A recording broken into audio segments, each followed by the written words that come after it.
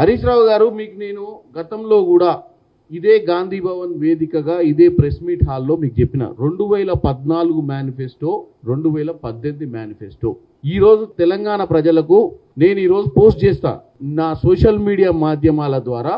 2014 మేనిఫెస్టోని పోస్ట్ చేస్తా, 2018 మేనిఫెస్టోని కూడా పోస్ట్ చేస్తా. ఈరోజు నా దాంట్లో చేస్తా, దాన్ని నేను మీడియా మిత్రులకు కూడా పెడతా పోస్ట్ చేసినాక. 2014లో 18లో మీరు ఇచ్చినటువంటి వాగ్దానాలు ముంచి మొదలు పెడదాం. ఎందుకంటే మీరు రోజు వచ్చి కాంగ్రెస్ పార్టీ 6 గ్యారెంటీల గురించి మీతో పాటు మీరు మాట్లాడినాక మీ స్క్రిప్టును దొంగలించి మీ స్క్రిప్టును దొంగలిస్తుర్రో మీరే షేర్ చేస్తుర్రో మా తర్వాత మీరు ప్రెస్ మీట్ పెట్టమని బండి సంజయ్ గారికి, బీజేపీ నాయకులకు, మీ బీ టీం పార్టీకి మీరు పొద్దున ప్రెస్ మీట్ పెడతారు, మధ్యాహ్నం తర్వాత అదే రైమ్స్ పాడడానికి వాళ్ళు వస్తారు. వాళ్ళు కూడా వచ్చి 6 గ్యారెంటీలు అంటారు. నేను ఇద్దరికి సమాధానం చెప్పదలుచుకున్న ఇవాళ గ్యారెంటీల మీద.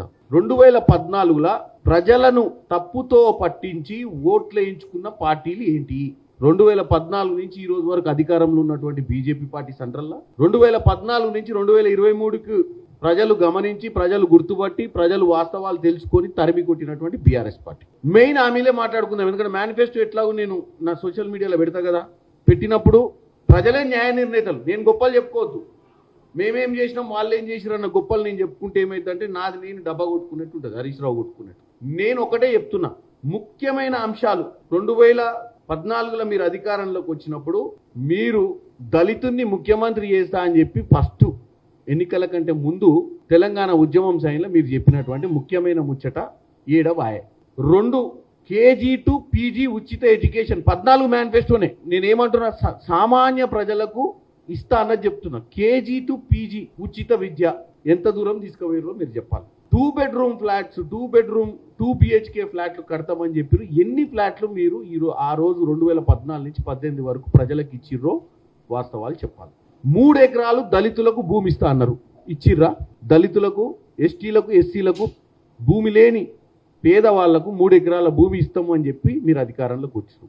14, 15, 18 చెప్తున్నారు, ఇచ్చిర్రా? ఇక పోతే ట్రైబల్ యూనివర్సిటీ, ఇక నేను చాలా ఉన్నాయి, అన్నీ చెప్తే కన్ఫ్యూజ్ అవుతారు. నేను సామాన్యునికి సంబంధించినది కామన్గా కనెక్ట్ అయ్యే అంశం మీదే చెప్తున్నా మీకు. 14, 18లో మీరు ఇచ్చిన మేనిఫెస్టోలో 30% కూడా చేయలే మీరు.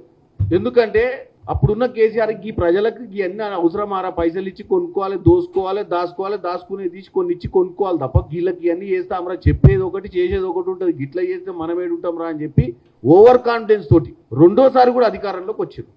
మరి రెండోసారి ఇచ్చినటువంటి హామీలను కూడా మీరు తుంగలోకి దొక్కిరు. రుణమాఫీ, రైతుల రుణమాఫీ అనేది మేము అధికారంలోకి వచ్చిన దాకా పెండింగ్ ఎందుకుంది? మీరు ఇచ్చిన హామీనే. ₹1,00,000 వరకు రుణమాఫీ చేస్తామని చెప్పి 2017లో చెప్పి మళ్ళీ అధికారంలోకి వచ్చారు. ముఖ్యమైన హామీ దళిత బంధు అని చెప్పి కేవలం ఉప ఎన్నికలకు వాడుకుర్రు. ఎక్కడ? హుజురాబాద్ ఉప ఎన్నికలకు, మున్గోడు ఉప ఎన్నికలకు. రాష్ట్ర వ్యాప్తంగా చేయాలన్న ఉద్దేశమే లేదు మీకు.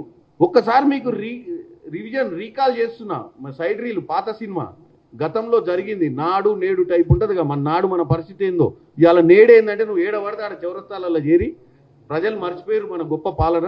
కాంగ్రెస్ హయాంలో ఏం జరుగుతుంది? కాంగ్రెస్ హయాంలో జరిగినంత, కాంగ్రెస్ హయాంలో ఉచిత బస్సు, కాంగ్రెస్ హయాంలో సన్నబియ్యం, ఈ 2.5 సంవత్సరాల గురించి చెప్తున్నా, 10 కాదు, ఇంకా 2.5 సంవత్సరాలు ఉంది. ఈ ప్రజలే న్యాయ నిర్ణేతలు. మిగతా స్కీములు కూడా ఎందుకు చేయలేకపోతున్నాము, ఈలోపే ఎందుకు చేయలేకపోయినాం అంటే మీ దౌర్భాగ్య పాలనలో అప్పుల రాష్ట్రం చేస్తే మేమే 2 లక్షలో 3 లక్షలో అప్పు ఉంటుందేమో, దానికి 2,000 3,000 కిస్తీ కడితే సరిపోతుంది, ఏదో విధంగా సరే పటాలు ఎక్కిద్దామని వస్తే 8 లక్షల కోట్ల అప్పు ఉంది. 8,000 కోట్లు నెలకు, 8,000 కోట్లు నెలకు కిస్తీ కడుతున్నాం. దాంతో ఏమైపోయిందంటే ఇంపార్టెంట్ ఇవన్నీ కంప్లీట్ చేసుకుంటూ మిగతా కంప్లీట్ చేసే ముందు పోవాలన్న ఆలోచనతో ఈరోజు ప్రభుత్వం ఉంది. అటు ఫైనాన్స్ మినిస్టర్ అయినా, ముఖ్యమంత్రి గారైనా, ఇటు రైతు భరోసా విషయంలో కానీ, అన్నిటి విషయంలో కానీ ఆచితూచి ప్రతిదీ ఇవ్వాలన్న పట్టుదలతోటి 1 ఎకరానికి ఇచ్చారు. రేపటి నుంచి మిగతా కూడా ఇవ్వాలని, ఈ 30 రోజులలో మొత్తం అందరికి ఇవ్వాలన్న ఉద్దేశంతో ముందుకు పోతున్నారు.